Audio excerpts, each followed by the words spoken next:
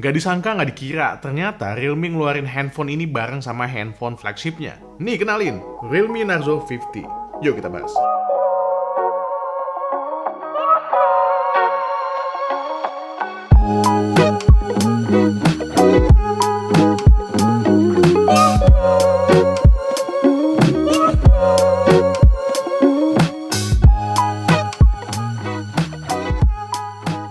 Unit yang gue pegang ini adalah yang varian 464 dengan warna speed blue. Dari kemasannya, Realme Narzo 50 ini mirip kayak saudaranya.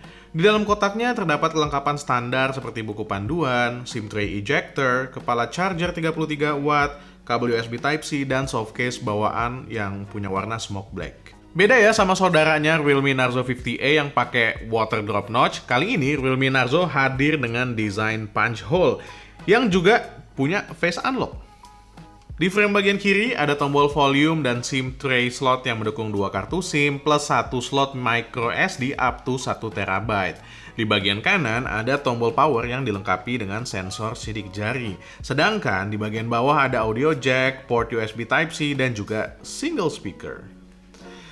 Terus kalau kita lihat bagian belakangnya, ini vibe-nya Narzo banget gak sih? Lihat tuh, desain kameranya, whole body ini berasa emang Narzo. Warna bodinya ini glowing tapi nggak rawan bekas sidik jari. Terus bagian kameranya juga berasa signature-nya Narzo kayak yang gue bilang tadi. Personally, gue lebih suka desain kamera yang ini dibanding yang seri-seri sebelumnya. Yang ini berasa lebih sleek dan minimalis. Ditambah warna teks yang sekarang nih silver nih ya, bikin desainnya makin apik dan elegan. Sampai-sampai Realme tuh berani bilang ini adalah the most stylish entry-level phone. Wih, gila. Tangan gua sih. HP ini pakai Kevlar Speed Texture Design. Ini yang motif kayak karbon gini. Mungkin ini yang bikin namanya jadi Speed Blue. Berasa kayak balapan gitu ya. Tapi ini motif bukan tekstur. Karena teksturnya sendiri smooth tapi nggak licin.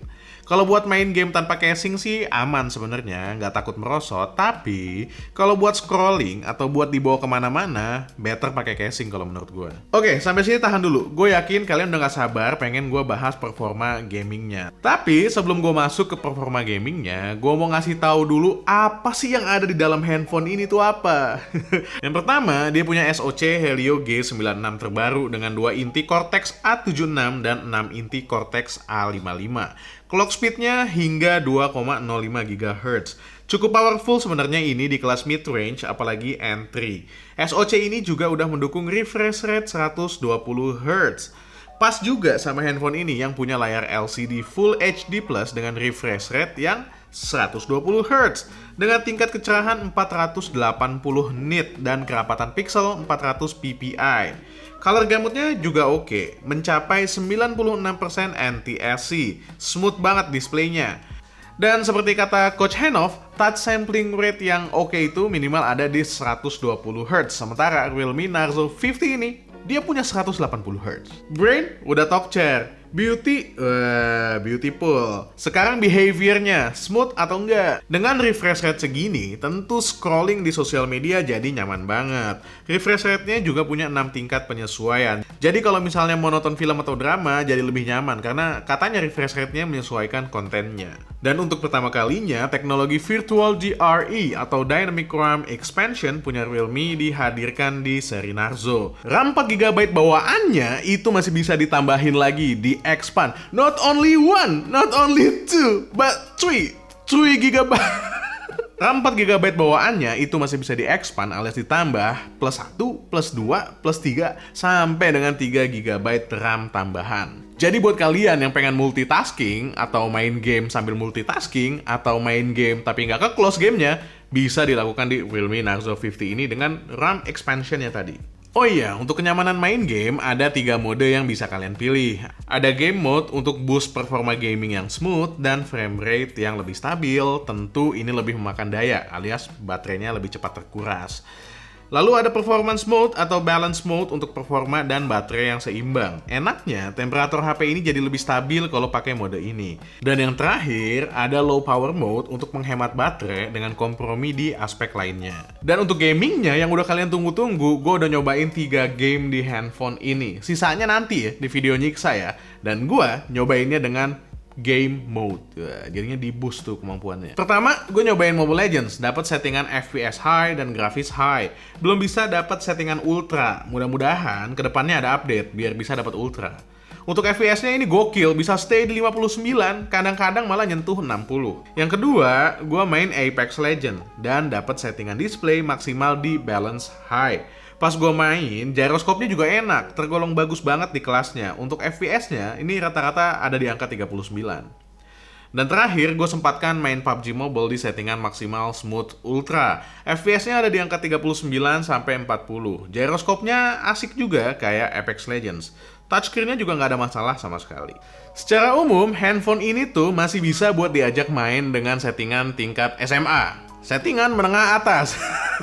Beberapa game malah bisa menyentuh di rata kanan. Untuk game-game Battle Royale kesayangan kalian, itu bisalah ngangkat di angka sekitar 40-an FPS. Sayangnya emang belum sampai 60, jadi buat kalian yang penasaran ya untuk performance-nya, dalam beberapa hari insya Allah akan gue siksa. Biar gak kelewatan, makanya subscribe dan nyalain tombol lonceng, supaya setiap ada video masuk ke dalam notifikasi kalian. Dan buat kalian yang pengen tahu update-update terbaru tentang gadget dan juga info-info promo, kalian juga bisa follow Instagram, TikTok, Twitter, @mainlagiyt supaya dapet tuh infonya. Follow yuk, biar 10.000 kayak gitu. 3.000 mulu dari 2017. Kalau beli handphone buat gaming, tentu aja bukan cuma SoC dan juga RAM yang perlu dipertimbangkan, tapi juga ketahanan baterai. Realme Narzo 50 ini hadir dengan baterai 5000 mAh. Terus ngecharge-nya juga cepet, pakai Dart Charge 33 watt alias 33 watt. Yang ngecharge dari 0 sampai penuh itu cuma butuh waktu 70 menit aja. Sekitar sejam lebih dikit lah. Mandi, ya kan, sholat, ya kan, makan, habis itu nongkrong di toilet, habis itu pakai baju, ya kan. Kenapa urutannya begitu ya? Ya pokoknya 70 menit udah selesai lah, cepet lah. Buat yang pengen baterainya lebih hemat lagi, ada optimasi software kayak sleep optimization, app freezer, screen optimization, dan sebagainya. Konsumsi daya jadi lebih bisa terkontrol di handphone ini. Itu performa gaming dan hariannya, tapi ada fungsi lain yang biasanya kalian lupain dari sebuah handphone karena kalian pikirannya main game doang. Tentu saja fungsi untuk mengambil gambar dan video. Ada kamera utama 50 megapiksel, lensa makro 3 megapiksel, dan lensa black and white 2 megapiksel. Sementara di bagian depan ada selfie camera 16 megapiksel. Untuk kamera utama ada beberapa fitur yang bisa dipakai. Yang pertama ada fitur HDR yang bisa membuat foto terlihat lebih detail dan tajam. Lalu ada AI Scene Enhancement untuk bikin warna lebih keluar. Ada juga fitur AI Retouching untuk mempercantik hasil foto yang tentu bisa disesuaikan tingkatnya. Dan gak ketinggalan ada berbagai macam filter untuk ngasih efek dramatis di gambar yang kita ambil. Cakep-cakep ini filternya. Cocok banget buat yang suka bikin Instagram feed dengan color palette yang seragam. Hasil foto dengan kamera utama ini saturasinya berani, khas banget kamera Realme. Warna hijau di gambar berasa vibrant dan menonjol, cocok buat foto landscape kayak begini. Untuk objek foto orang, warna kulit bisa ditangkap dengan cukup natural, apalagi kalau punya skin tone yang light atau medium. Meski kadang jadinya slightly kemerahan untuk skin tone yang gelap kayak gue. Kita juga bisa pakai mode 50M untuk dapetin hasil foto yang lebih detail dan komposisi warna yang lebih seimbang. Dan yang bikin gue happy, chromatic aberration di Realme Narzo 50 ini jauh lebih baik dibanding HP Realme yang sebelumnya keluar.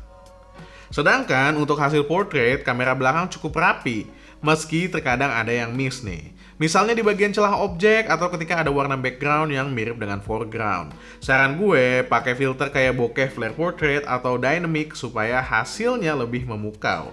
Dan juga distintif antara background dan foreground. Gue juga nyoba mode panorama dan hasilnya rapi, detail, dan sekali lagi vibrant. Terus hasil ultra makronya cukup detail asal ngambilnya nggak pas overexposure dan objeknya fokus di tengah karena titik fokusnya lumayan sempit. Di mode malam ada beberapa filter yang bisa kita pakai dan hasilnya bagus banget menurut gue. Kayak yang cyberpunk misalnya, hasilnya tajam dan efek warnanya seimbang. Surprisingly good. Untuk video hasilnya cukup proper meski ada keterbatasan sensor nih ya kalau di smartphone, jadinya dynamic range-nya kurang luas. Ketika fitur stabilisasi diaktifkan, gambar yang dihasilkan saturasinya lebih rendah, kayak dull gitu kalau dibandingin tanpa fitur stabilisasi. Kalian juga harus nyobain mode movie beserta filternya. Hasilnya cakep. Rasio gambarnya sinematik, bisa buat video sinematik ala-ala lah. Lah kok HP-nya kalau mau ngantuk.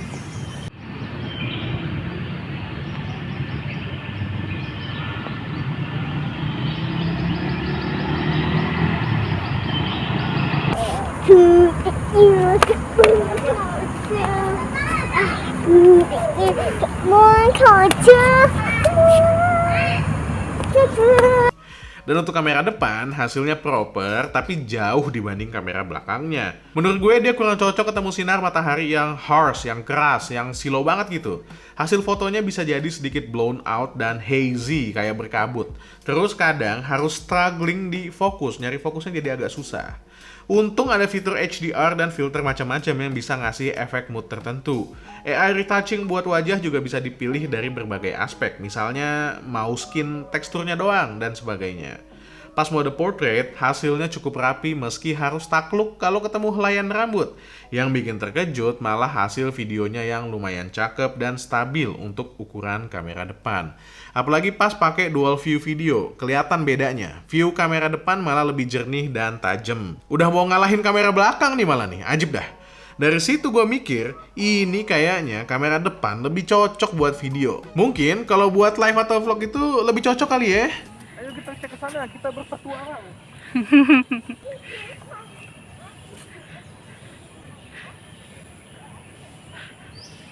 Secara umum dari segi desain, menurut gue desainnya nih masih agak malu-malu ya buat ngasih tahu kalau hey, gue nih handphone untuk entry level gamer, masih agak kurang gahar gitu ya. Kedepannya mudah-mudahan desain dari seri Narzo ini kelihatan lebih gahar tapi juga tetap elegan. Dari segi performa, terutama gaming, ini udah oke untuk Helio G96.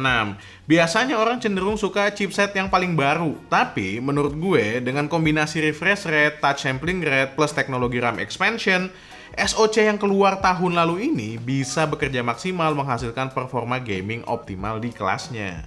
Karena sekali lagi, performa itu nggak cuma dilihat dari chipsetnya doang. Dari segi kamera, menurut gua kamera belakang cukup memuaskan dengan saturasi khas Realme. Hanya saja, untuk video susah buat nyari sweet spot antara saturasi dengan stabilisasinya.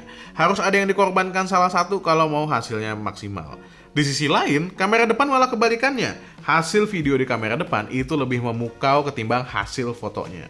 Pas gue lagi nyusun video ini, gue dapat info dari teman-teman Realme Indonesia kalau harganya itu bakal ada di angka 2 jutaan. Jadi, buat kalian yang lagi nyari handphone entry level gaming dan juga punya kamera depan hasil videonya oke kayak begini, bisa banget lah kalian pikirin untuk meminang si Realme Narzo 50 ini. Minang handphone dulu. Minang yang lain belakangan. Emangnya punya duit. Oke, itu dia video kita hari ini tentang Realme Narzo 50 yang mudah-mudahan bisa ngebantu kalian yang lagi galau nyari handphone entry level. Gue Dian dari Main Lagi pamit, subscribe buat yang belum subscribe dan nyalain tombol lonceng. Udah gitu aja. Assalamualaikum warahmatullahi wabarakatuh. Bye. Ya, keren gak? Oke, lempar ya.